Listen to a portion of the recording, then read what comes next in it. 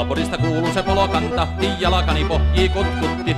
Ievan äiti se tyttönsä vahti, vaan kyllähän Ieva se jutkutti. Sil ei metä silloin kiellot haittaa, kun myö tanssimaan laajasta laitaan. Salivilla hipput, tupput, tapput, äppyt, tipput hiljalleen.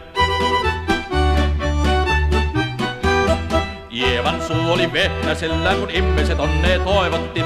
Pää oli märkänä jokaisella, viulu se vonkuja voivotti. Vaan ei tätä poikoo märkyys haittaa, silloin kun tanssii laajasta laita. Salivilla hipput, tupput, tapput, äppyt, tipput hiljalleen.